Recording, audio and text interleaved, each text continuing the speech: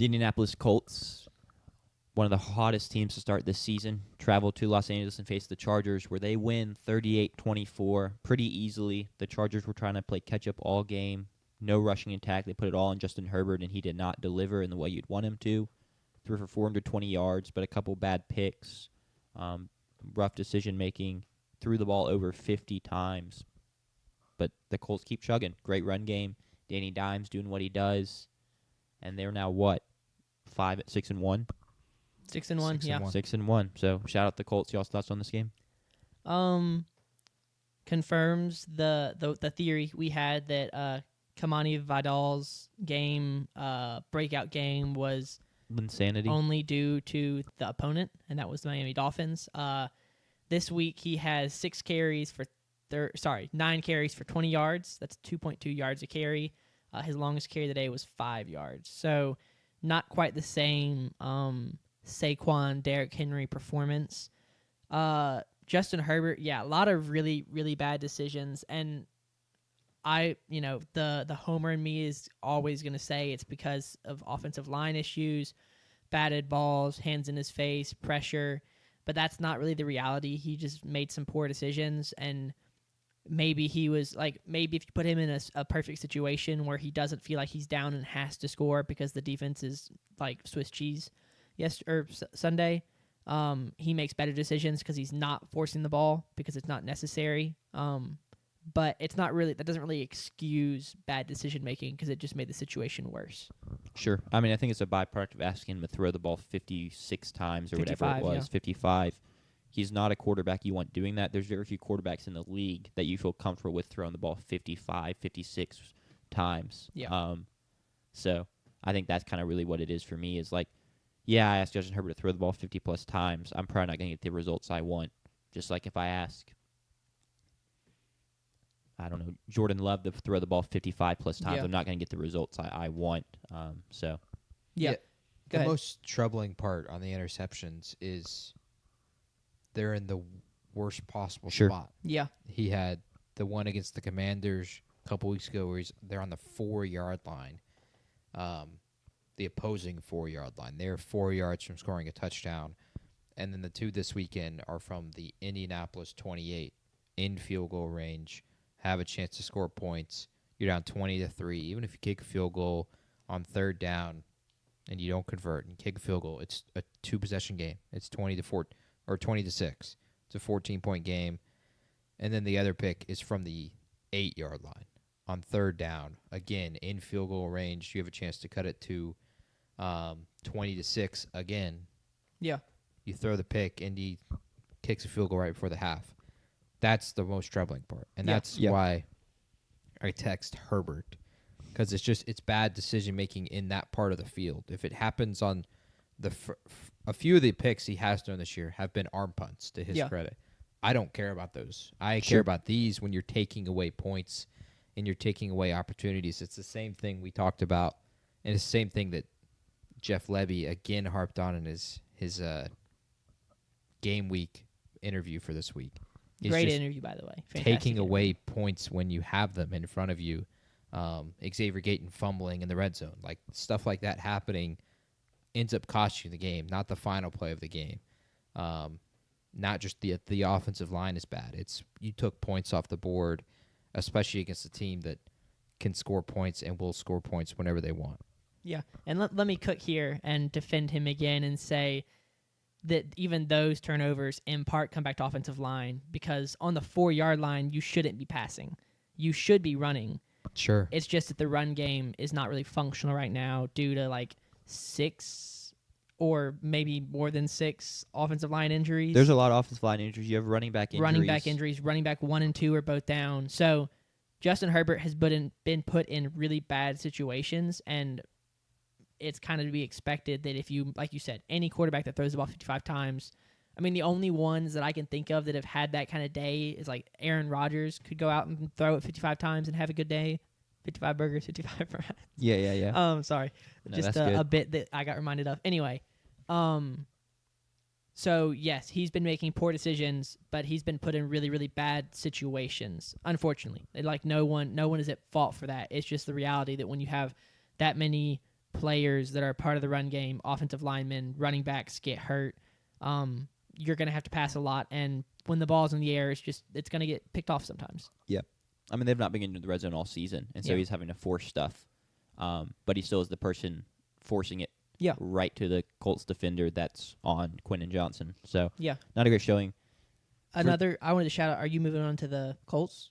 You're just going to shout out Rondé Gadsden? Yeah, I was. Go ahead. Great game. It's just been like he's kind of been a highlight in a very frustrating season, or a very frustrating 4 games, because we started 3-0. So it was a great season for the first 3 games.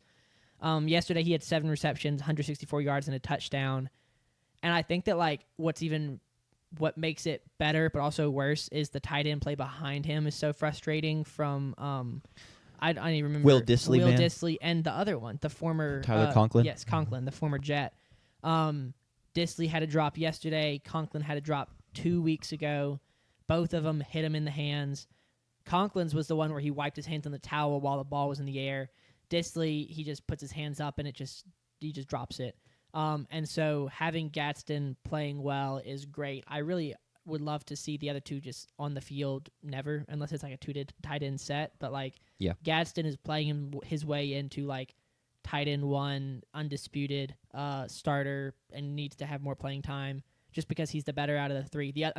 And it's not even like the drop off is they just aren't as good. The other 2 are playing poorly. They're playing poorly. I wouldn't even think he's saying he's playing his way into it. I think he's there. Yeah, he is there. But I just when Dissly had that drop, I was like, why is Gadsden not on the field? And I do think Gadsden got hit at one point and had an injury that he had to exit the game for. But hopefully he can stay healthy and not be another big body that gets hurt, because that would be unfortunate. And unfortunate if he got hurt, it would be kind of funny. I would laugh. Yeah, if we had another injury like that. On the flip side, Colts offense, Chargers defense, another good day for the Colts. They run the ball pretty well, 120 yards on the ground. Jonathan Taylor does his thing. And they're just this is not me trying to take things away from Danny Dimes or Indiana Jones, because he's playing very, very, very well. But talking about, you're putting too much on Herbert's plate that he can handle. The Colts are doing a good job of not putting too much on Indiana Jones's plate. And he's just playing phenomenally because of that, distributing to weapons. Tyler Warren's been a fantastic draft pick. Shout out the Bears for taking Colson Loveland over Tyler Warren. That's looking really genius at this moment. But just another great day from them. And before I pass it to you all, on the flip side for Chargers defense, it kind of feels like there's a couple teams every year where the defense starts off really hot, and it's like, man, this defense is really good. And we talked about that with the Chargers defense of man, their coverage, there's no air, there's no separation. They give you no room to breathe. They keep everything underneath, and then they just tackle so well, they just suffocate you. But every year there's a couple of those teams where, their first couple weeks they're great, and there's a couple injuries, and the book gets out on how they play, and then there's a fall off, and it's like, it's just an early season fluke because of a different scheme. People hadn't seen them yet, and that kind of feels like where we're at with this Chargers defense. I don't know if y'all agree with that or not. Yeah, I think they also got kind of boosted by the way their schedule started off. Sure. You get to play the Chiefs, who don't have Rashee Rice. Xavier Worthy goes down on the first drive, and so that game, which was kind of cooked from the get-go, and the Chiefs still scored 21. Then you play the Raiders, and the Raiders are just bad, as we've seen. They scored 0 against the Chiefs. Geno Smith threw, I think, 3 interceptions against the Chargers. It's just the Raiders were bad. And then you play the Broncos, and the Broncos still haven't figured out their offense yet in year 2 of Bo Nix, which is, some people predicted that. I wasn't expecting it, and I'm kind of sad to see it. But, the Broncos scored how many 0 points until the fourth quarter of Sunday's game? So they are not a great offense. And then you play the Giants and give up 21. The Commanders give up 27. The Dolphins give up 27. The Colts give up 38. I wonder how much of it was a false front from the defense, kind of boosted by a perfect situation of teams to play. The Chiefs without 2 wide receivers, the Broncos and the Raiders. It's probably a bit of both. Yeah. I think it's a bit of both as well. But I also think that they weren't going to stop this team anyway. Right. Sure. No one really has, so. The Colts are now, in my opinion, on the same level as the Kansas City Chiefs offensively. They cannot be stopped. Ever. I don't think they'll ever be stopped unless Jonathan Taylor gets hurt.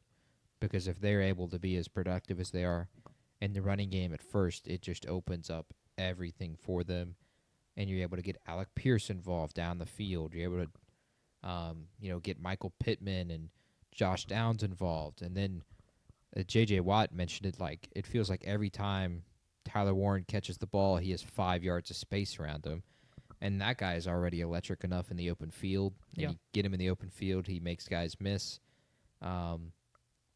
They are unstoppable, unlike the Lions. Like I think the Lions clearly showed in the Chiefs game that they are stoppable eventually, because when things break down and the first read isn't there or the second read isn't there, Jared Goff has no ability to scramble, and he can't go and create a play, and so he's forced into making tough throws, and he throws picks because of it. Daniel Jones is able to use his legs, and so when it does break down, he's able to use his legs and go pick up a few yards here and there, or they're just able to use them in the running game straight up. So I think this is a unstoppable offense to go along with Kansas City. I don't think you'll ever hold this team to under 20 points. Watch that happen next week, of course. Yeah. Definitely will. Against Unlikely. the They're playing the Titans, Titans. Yeah, I but- don't see that. Although the Titans do have a win. The Titans beat the Chiefs like 3 years ago. So Okay, that was a really long. no, that I'm was a just sorry. Mike That was just Vrabel tenure. that was just an example of like a team that shouldn't win a game can like come out and just have a Sure. really Any crazy given day. Sunday, I Yes, agree. That But was my point. Sure. Real quick, talking about the Colts rushing attack being what kicks it off. This is from Shane Steichen on Twitter. EPA per designed rush in the NFL. How many teams y'all think have a negative EPA per designed rush? Like 8. Higher. I'd say half the league. Higher, much higher. There's 32 teams in the league. Yeah. 30 of them have a negative EPA per designed rush. The Panthers of all teams is .02 EPA per designed rush, and then the Colts are all the way up there Yeah, at that's not surprising. .12 EPA per designed rush. So they're just the run game EPA wise compared to the rest of the league is just so much more successful, and that comes to them just being basically unstoppable, like what you're saying, because if they're running the ball that well, and then you have to divert so much attention to it, and then you start getting your playmakers out in space, it's just GG's. Yep. They've punted 12 times this year through 7 games. They are projected to punt only 29 times this entire year. It's just offensively, how are you ever going to be in a game when the first 3 possessions are 5 plays, 75 yards, touchdown, 17 plays, 70 yards, touchdown, 8 plays, 80 yards, touchdown? Oh, and this is not just one game. They've done this like 4 different times starting this hot. They're just unstoppable offensively. Shane Steichen is doing incredible. I can't even begin to imagine, like, what if Anthony Richardson had started for them? Obviously, I don't think they would have been this productive. No. Sure. Maybe they would have punted a season, but they've gotten what they wanted out of Daniel Jones, and I don't think they're ever going to be stopped offensively. So I think you're going to have to outscore this team. Herbert tried, but he forced it a ton in this game, and therefore threw picks. Man, they are just really unstoppable. And they opportunistic defense. They're good in the run game with DeForest Buckner and Latu. I mean, they are an incredible team, and really, I think they're a force. They're no different than Seattle. Yeah. In my opinion, I just think there's a slight difference, which I'll touch on when we get to the pyramid, which is why you'll see a discrepancy in their rankings. But Indy is a force to be reckoned with. I mean, they're a driver's seat for the 1 seed right now in the Yes. AFC. It's crazy. You want to know what else is crazy? Daniel Jones is on a 1-year contract. So the Colts are about to be back in the exact same situation. Either they pay Daniel Jones like QB1 money because he's having an elite season, or they trot out Anthony Richardson or Joe Flacco or who knows. But yeah, I didn't realize that he was on. It makes sense because at the time it was like a come in, earn it year. Sure. And he is earning it right now. So 100%. Well, anything else on this game before we move on to the next? They have the best odds to make the playoffs. Makes out of any sense. team.